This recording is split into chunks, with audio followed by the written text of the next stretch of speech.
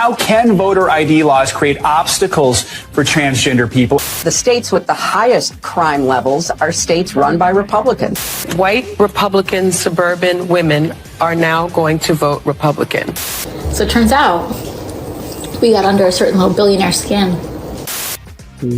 We have got a clip-tastic show for you this Friday. AOC said some silly things. Hillary Clinton said some silly things. The White House has to walk back a deleted tweet. Joe Biden talks about inflation, some weird cat thing, and the new dumb argument against voter ID. All that and more coming up on this episode of Daily Caller Live. My name is Jobob. Thanks so much for tuning in. Daily Caller Live starts right now. 3, 2, 1. Here we go! Might be the only brown guy on earth named Jobob. That is actually her name, Jobob. Live from a swanky hotel in downtown Orlando, Florida, on the road today.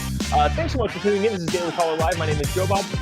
On today, it is November 4th, the year of our Lord 2022, just 4 days away from election culmination. I would generally say election day, but that's not really a thing anymore. You can just vote seemingly whenever and however you want in a lot of places, including the place that I live in, California.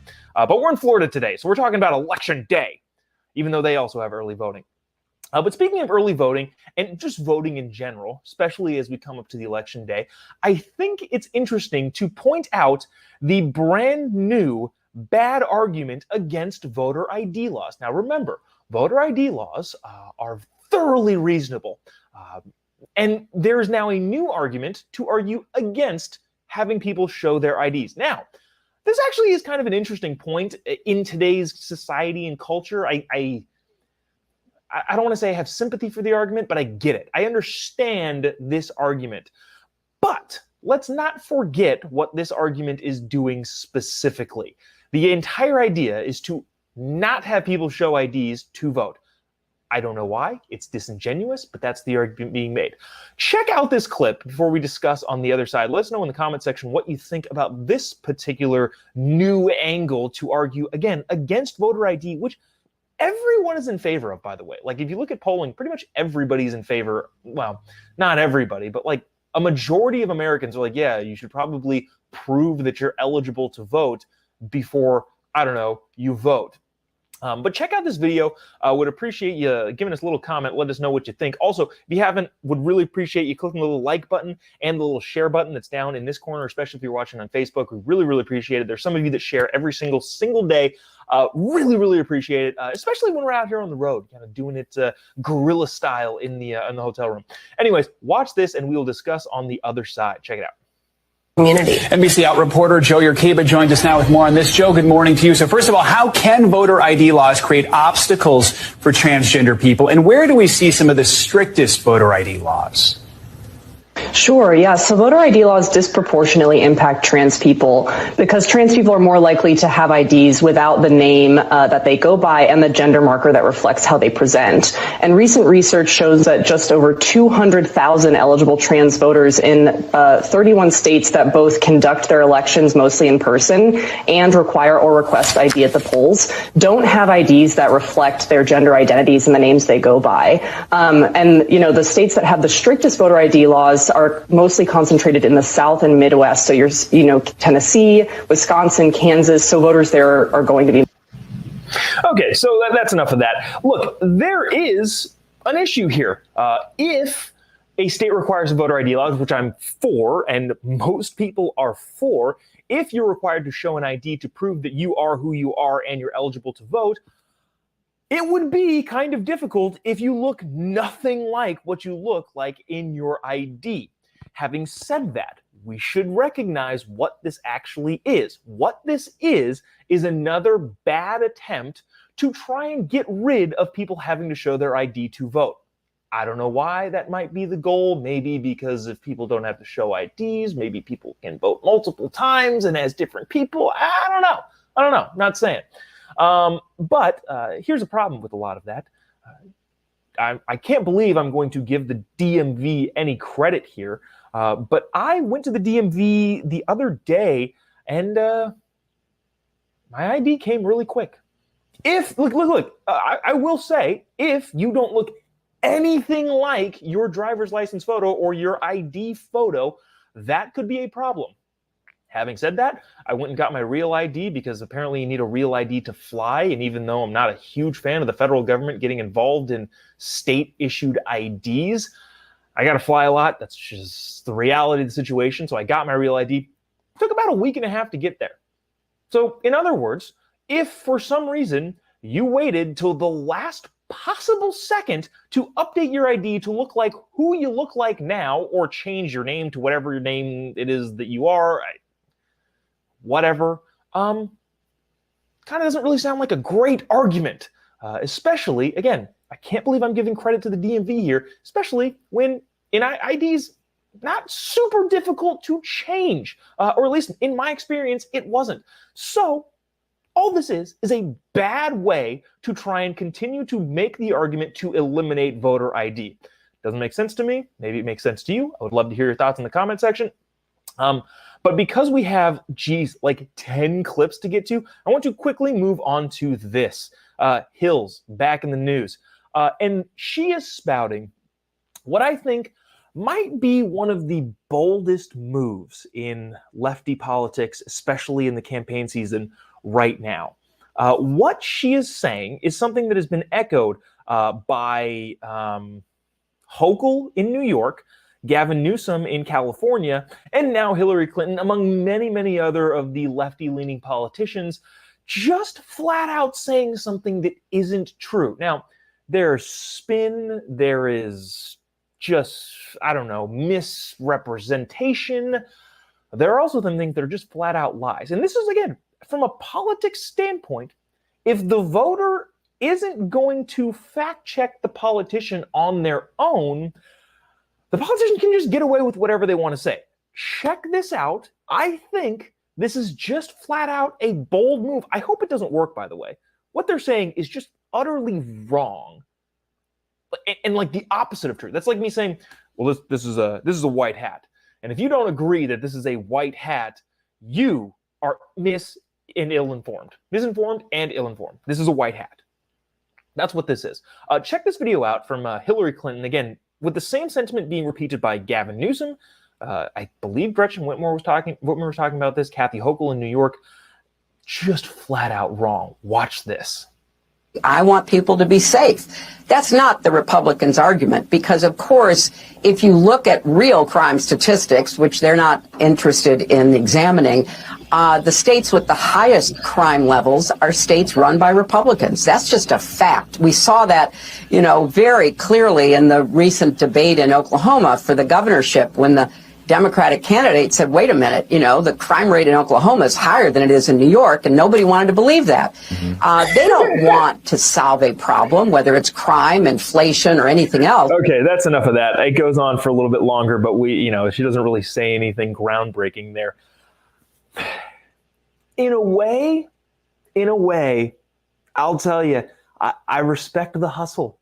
If you can sit there and just flat out freaking lie about something and then cite what a candidate in an Oklahoma Senate race was saying, like, I don't care how you twist the statistics. If you want to talk about where people are committing crime, it's in big blue run cities. In big urban areas, that's where the majority of crime is happening.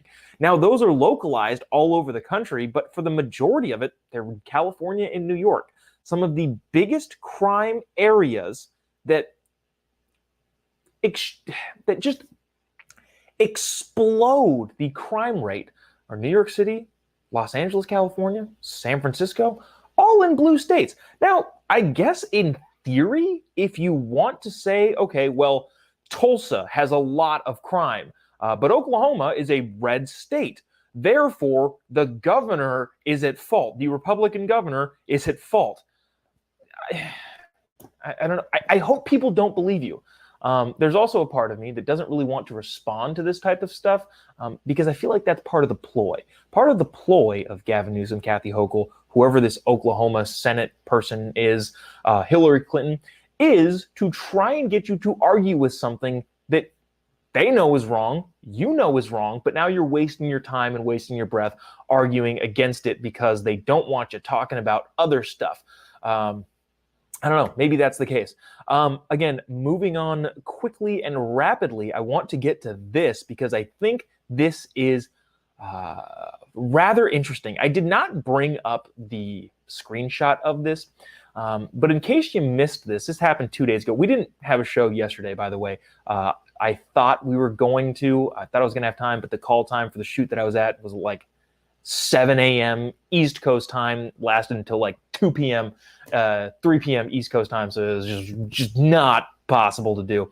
But we're here today, so we're making it happen. Anyways, this happened on Wednesday. A White House tweet got fact-checked by the Washington Post, or Twitter fact-check, like that. I don't really know how they figure out what's quote-unquote fact-checking and not. And again, I am against social media platforms fact-checking, but it is kind of interesting that I would say the lefty platform, but as of Friday, it's now kind of just in an ether of political nothingness. As Elon Musk is not a conservative and not a liberal, he's kind of just, I don't know, he's just him. By the way, nothing he's done so far has taken any sort of effect. He's not done anything except for fire the board or dismantle the board and fire the couple of the chief executives. And maybe we'll talk about that in a little bit because that's an interesting story in and of itself. Anyways, a Biden/White House tweet got fact-checked by the Washington Post on Twitter using their fact-check verification thing, saying that under Joe Biden's leadership, the Social Security had the highest increase ever.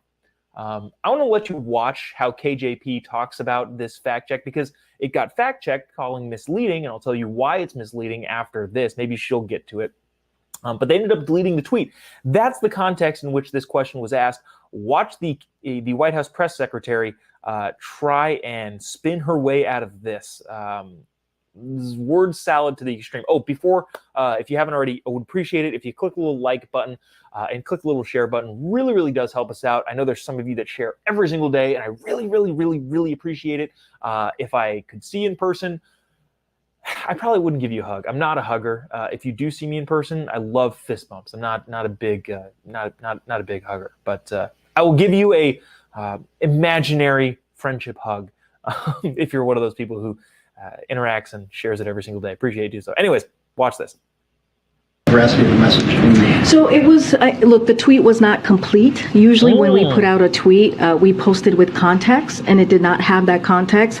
So in the past, we've pointed out that for the first time in over a decade, seniors' Medicare premiums will decrease even as their Social Security checks increase. That's a little bit of context that was not included. This means that seniors will have a chance to get ahead of inflation due to the rare combination of rising benefits and falling premiums.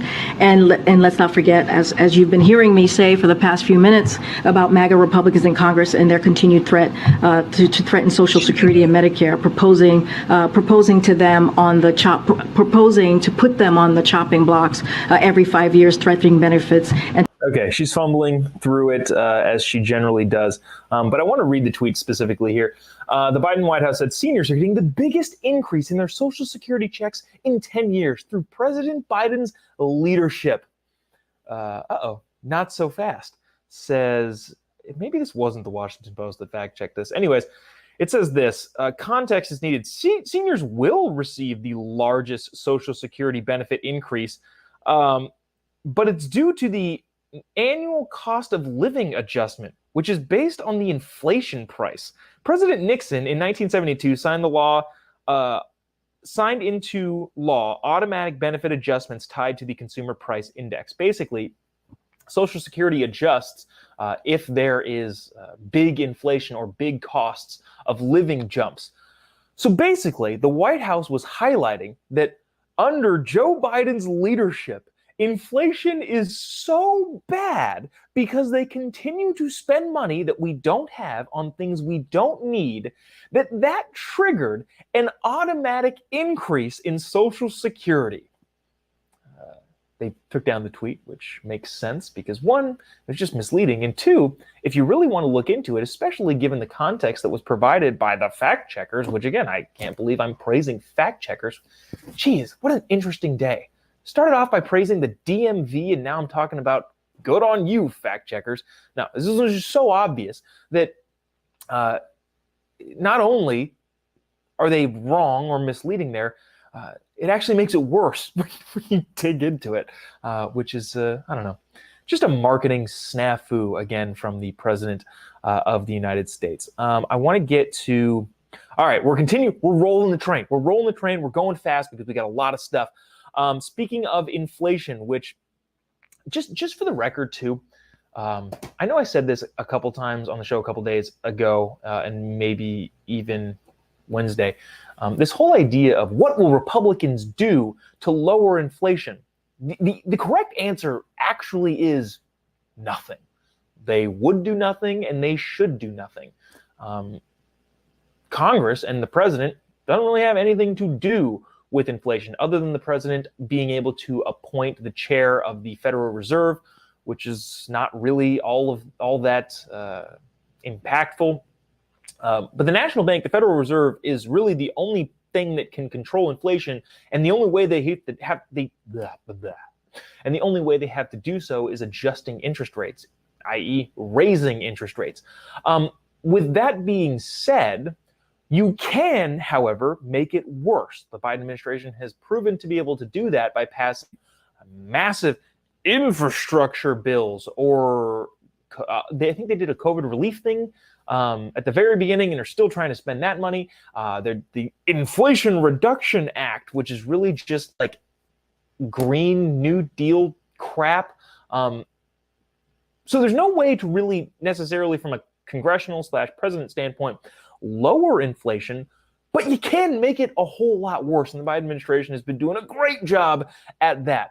But I wanted to watch this clip from Joe Biden speaking the other day regarding when inflation will go down and what will make it go down.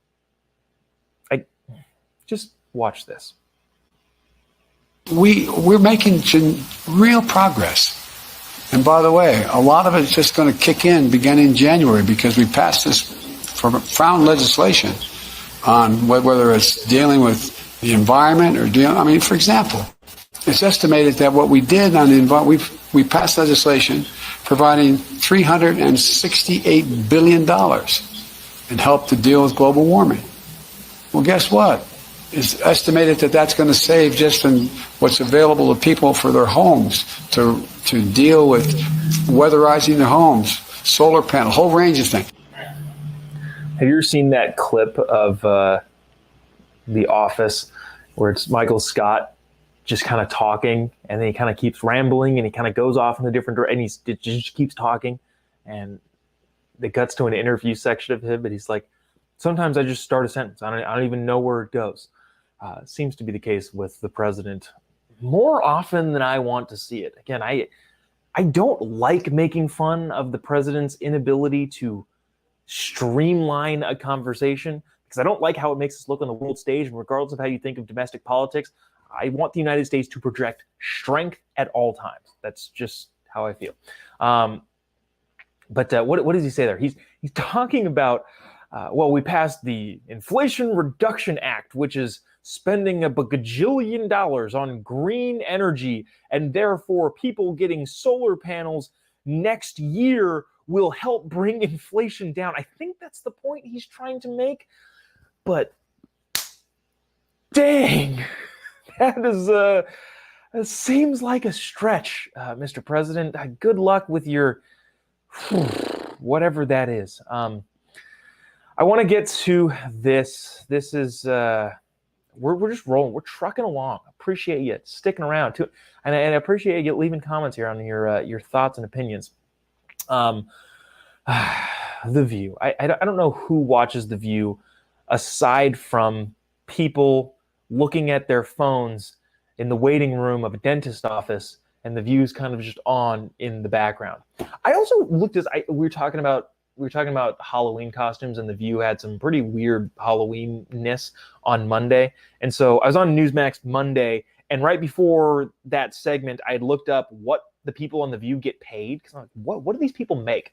Whoopi Goldberg makes $9 million. Okay, it's either $9 million or $8 million. And then Joy Behar makes 7 or 8. So one of them makes 7 or 8. The other one makes 8 or 9.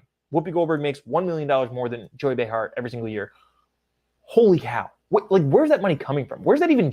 Who watches this show? Sunny Hostin, I think, who's in this clip right here, makes like 1.5, I think.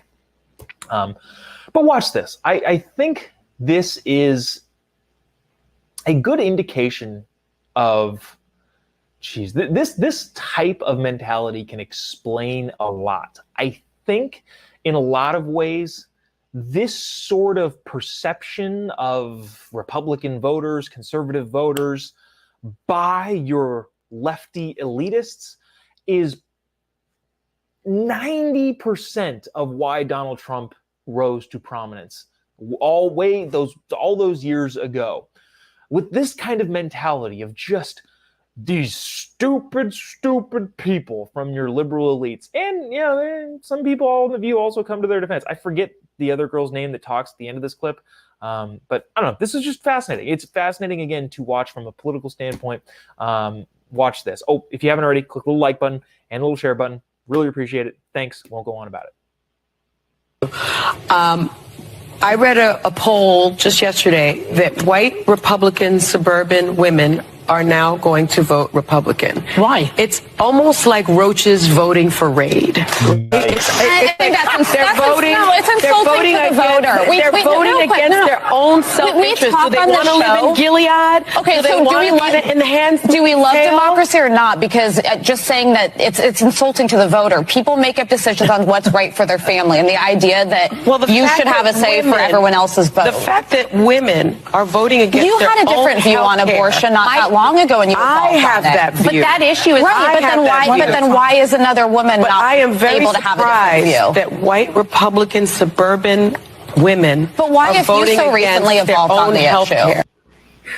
She misspoke at the beginning of that. I don't know if you caught that. She said, white Republican suburban women are voting Republican.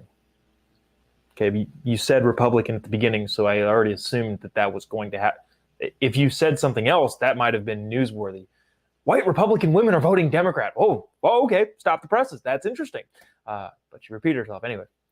Little slip up there, Sonny. But that is Alyssa Farah, who I guess a lot of MAGA people don't like a lot. I don't really know her act. I think she was a Pence person, not a Trump person. But anyways, she's the quote unquote conservative on The View, and she stands up and she says, "Hey, people vote based on what their lives is." Sonny Houston, just for the record, let's all remember what she just said right there. It's like roaches voting for Raid. Now, she could have used a different analogy. I don't know, like flies voting for a fly swatter, or well, I'm not. I do a lot of internal brain, I don't want to say self-censoring, but using better judgment is to not make jokes to upset some people. Anyways, bottom line here is she could have used a different analogy. She decided to use roaches to describe Republican suburban white women, which I don't know. For some reason, that's okay, I guess. But if you were to say the same thing about minority X, you would get just blown up on the internet. I don't know. So there's that. But, the point that should be made here, and I feel like a lot of people, especially watching this, would understand, is like some people see the world differently. I think there, not to go on a tangent here, but Justice Sotomayor, Supreme Court Justice Sonia Sotomayor, talked about Clarence Thomas in a thing, and she actually said some very nice things about him. I guess they're friends, which is great. But she said, our fundamental disagreement is Clarence Thomas thinks that people can pull themselves up by their bootstraps, and I think people can't reach their bootstraps. Now, I'm not going to get into what I think about that situation and how I would argue against that, but the bottom line is they're both people and have just they have disagreements on how the country should run.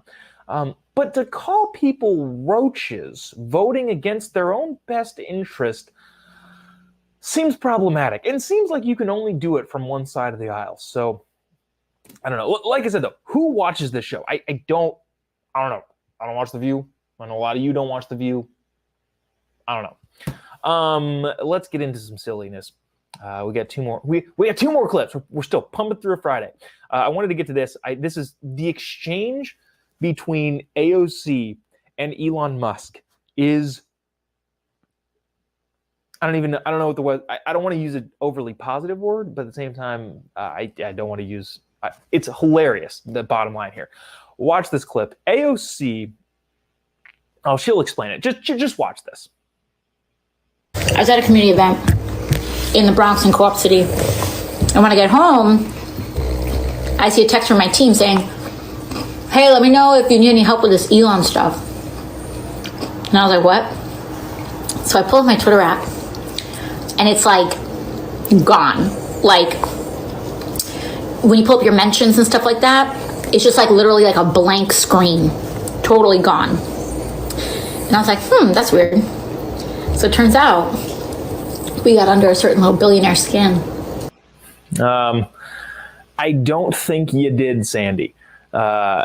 So this is an interesting thing with social media, especially with the polarization of the social media platforms. Just because your app malfunctions for a second does not mean you are the target of the overlords of that social media app. Now, targeting does happen on social media apps and censorship does happen. But not every time that something goes wrong on your app are you being the victim or the target of the social media overlords. AOC is saying, well, we got under his skin. I opened up my Twitter and it didn't work for a second. I'll tell you what, that's not true. Elon has come out and said, look, I'm not making any changes. And nobody would come into office and then target one congresswoman and say, let's mess with her. That's just not realistic. And also, just so you know, conservatives do this too. On Tuesday, is either Monday or Tuesday of this week, there was like an Instagram hack or something, some bug somewhere. And a bunch of my conservative friends were saying, I'm losing followers. I've lost 10,000 followers just in the last 15 minutes. This is crazy. What's happening? And it was happening, but also it ended up just being either a hack or a major glitch. Nobody was targeting them at the time because everything went back to normal in a couple hours. Not every internet malfunction or glitch means that the social media overlords are targeting you, especially AOC in this situation. I wouldn't take too much pride in the fact that Elon, we got under his skin. You didn't. But also the Twitter exchange. So Elon, if you don't know this, is planning to, or at least saying he's planning to charge $8 for premium Twitter services, which could include having your blue check mark. Maybe we'll talk more about that Monday because there was another tweet that I found that was just hilarious and how disconnected some of the quote unquote elitists are, and also them getting roasted on Twitter. Kind of a funny situation. But anyways, AOC talking very, very sternly against the $8 Twitter charge.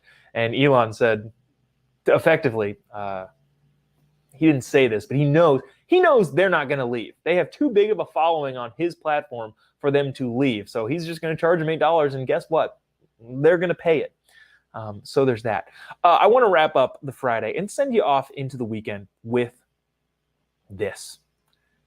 WTF. What the French? What in the world is going on in this video? This is from Libs of TikTok, and it appears to be a human being dressed as a cat or Dalmatian or dog of some kind or some sort of woodland creature crawling on all fours. And this looks serious. As in, it doesn't look like it was staged. The video is like 7 seconds long. We'll play it, and then there's like a slow motion extended version of this video. Watch this. Let me know what you think. if you haven't already, again, we appreciate you, especially going into the weekend. Click the little like button and the little share button. Appreciate you doing so. But also, watch this and be confused with me.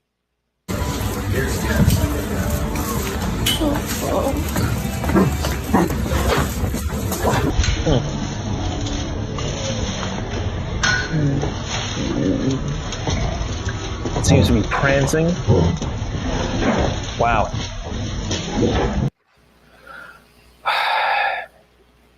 I don't even know. I'll have this playing in the background just because I don't even know. I